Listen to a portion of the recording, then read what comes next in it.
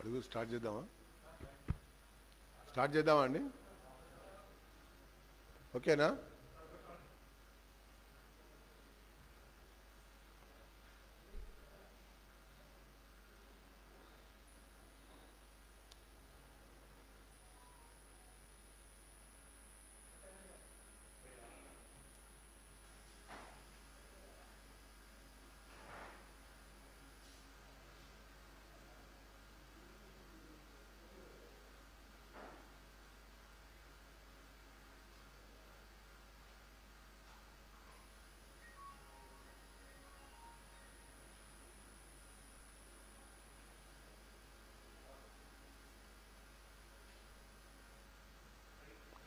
Okay,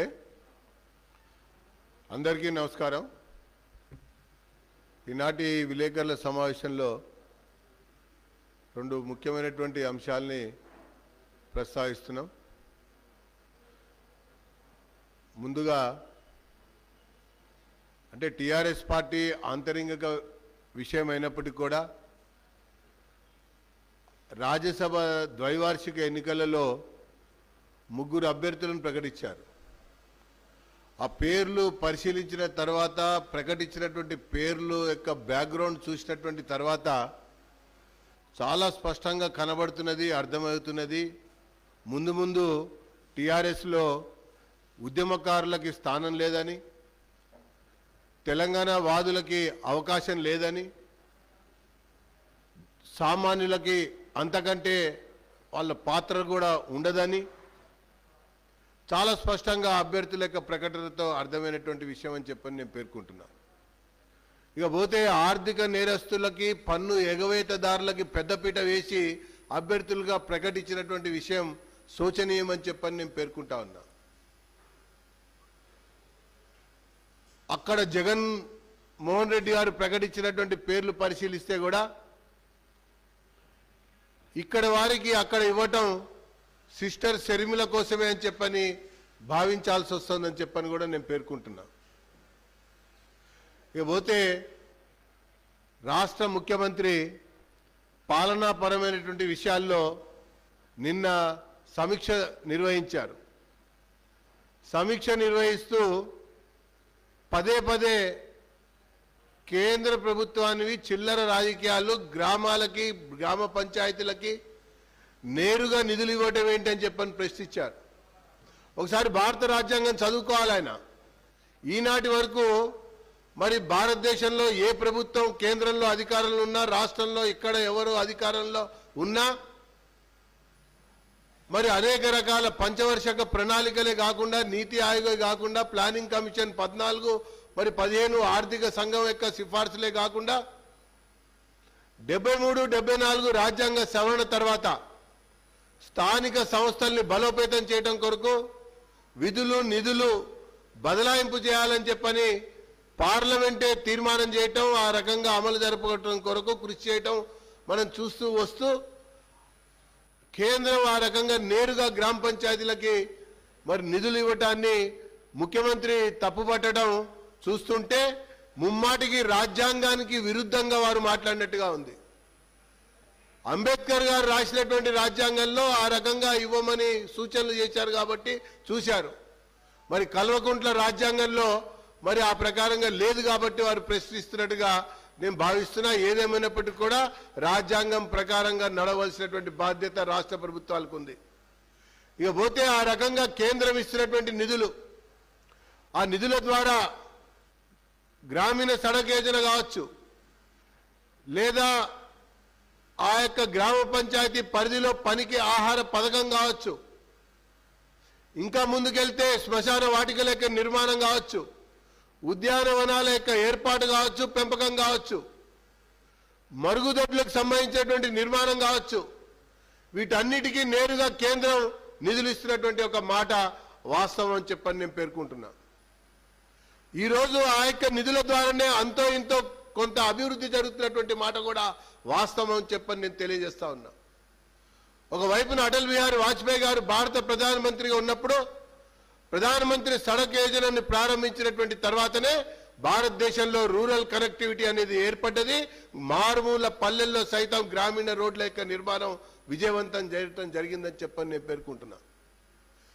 ఇప్పుడు అదే రకంగా ఆ సడక్ యోజన ద్వారానే నిధులు వెచ్చించి రోడ్లు ఇంకా మిగిలినవి పూర్తి చేస్తుంటే ఈయనకెందుకు అంత దుగ్ధ అని చెప్పని నేను పేర్కొంటా ఉన్నా.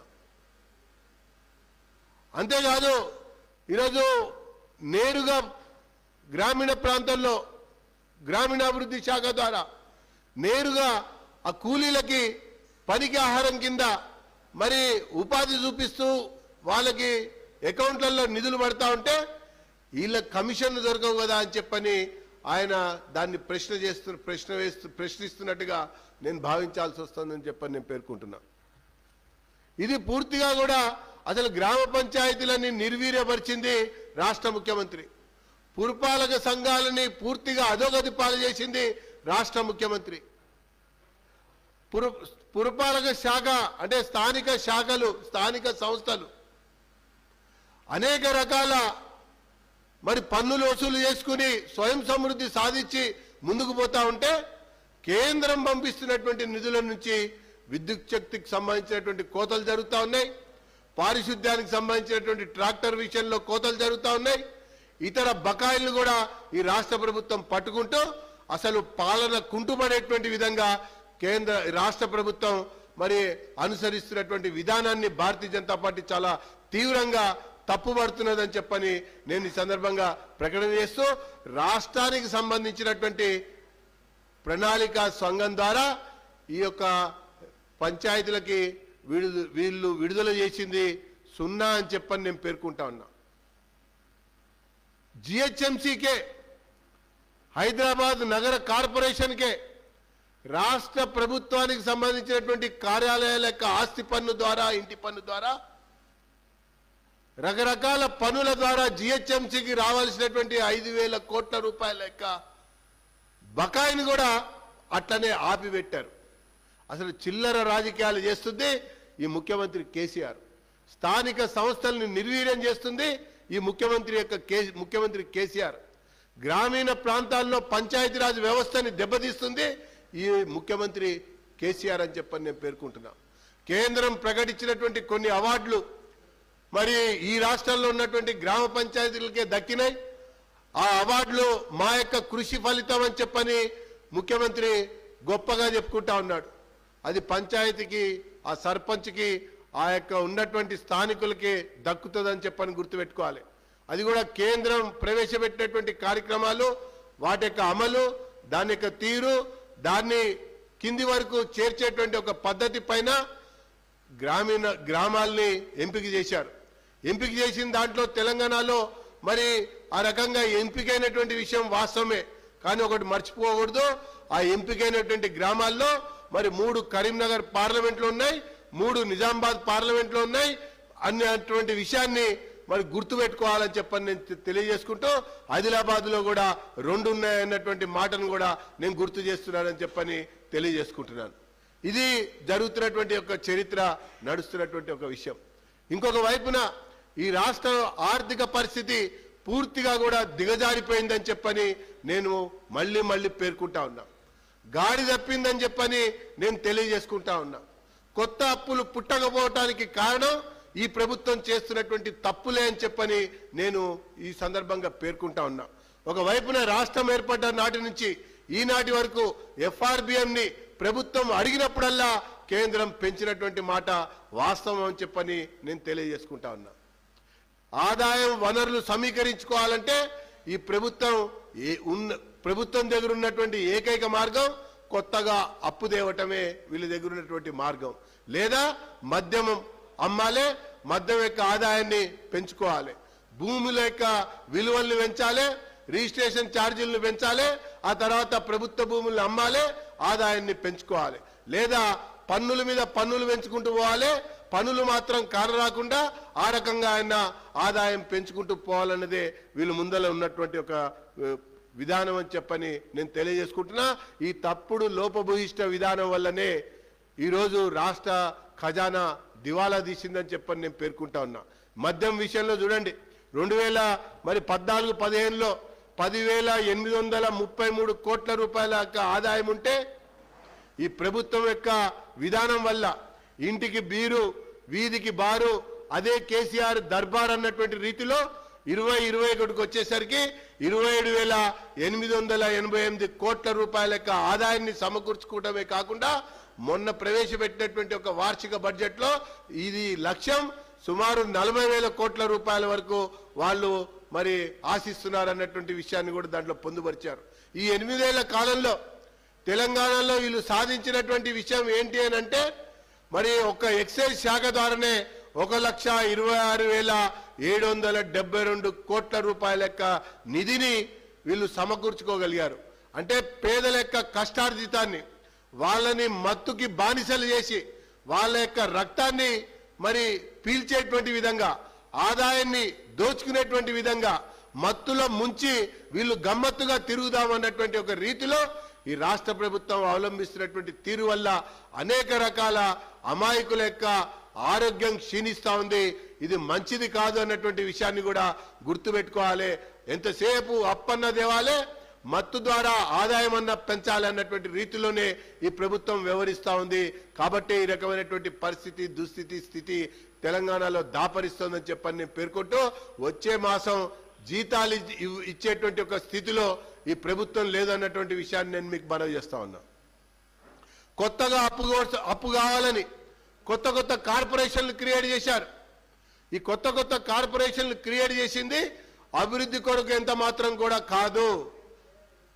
రుణాలు పొందడం, రాజకీయ పదవులు కల్పించడం కొరకు, దాని ద్వారా టెండర్లు పిలిచి ఆ రుణాలు పొంది టెండర్లు పిలిచి కమిషన్లు కొట్టడం కొరకే కొత్త కార్పొరేషన్లు. కాబట్టే ఈరోజు అనేక రకాల ప్రశ్నల్ని ఈరోజు కేంద్ర ఆర్థిక మంత్రిత్వ శాఖ సంధిస్తే సమాధానం చెప్పలేనటువంటి స్థితిలో ఈ ప్రభుత్వం ఉంది అన్నటువంటి విషయాన్ని నేను పేర్కొంటూ, ఇప్పటికే కేంద్ర ప్రభుత్వం వివిధ ప్రాయోజిత కార్యక్రమాల ద్వారా అందించినటువంటి నిధులు, అది ఇళ్ల నిర్మాణం అన్న కావచ్చు, లేదా అర్బన్ లోకల్ రూరల్లో హెల్త్ మిషన్ అయినా కావచ్చు, లేదా విద్యకు సంబంధించినటువంటి అంశమైనా కావచ్చు, ఆ నిధులు దారి మరలినాయి.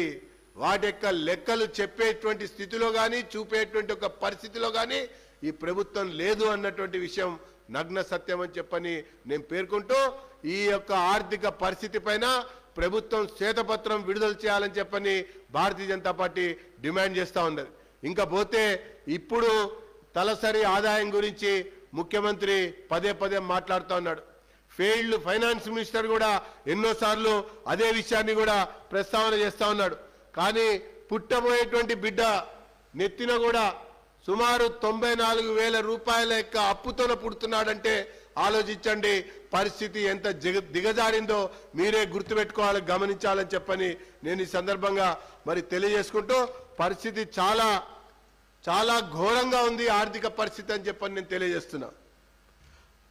బడ్జెట్ ప్రకారంగానే బడ్జెట్ ప్రతిపాదనల ప్రకారంగానే ఈ రాష్ట్రం యొక్క అప్పులు 3,29,988 కోట్లకు చేరింది.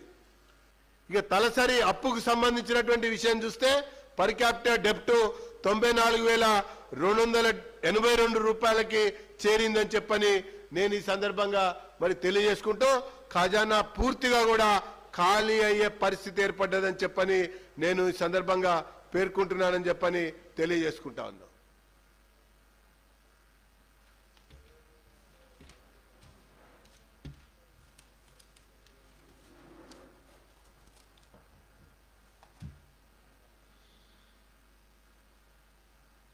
Okay, thanks.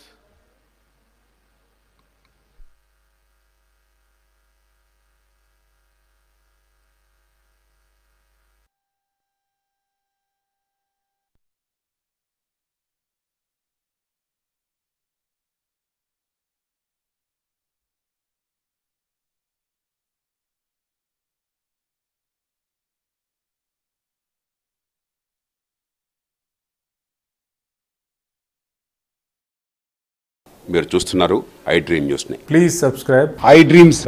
For more videos, subscribe I Dream. please subscribe for more videos. I dream. I dream. For more videos, Subscribe, I dream. Please subscribe. Subscribe I dream channel. Do subscribe. I dream. I dream ఛానల్ని do watch I Dream.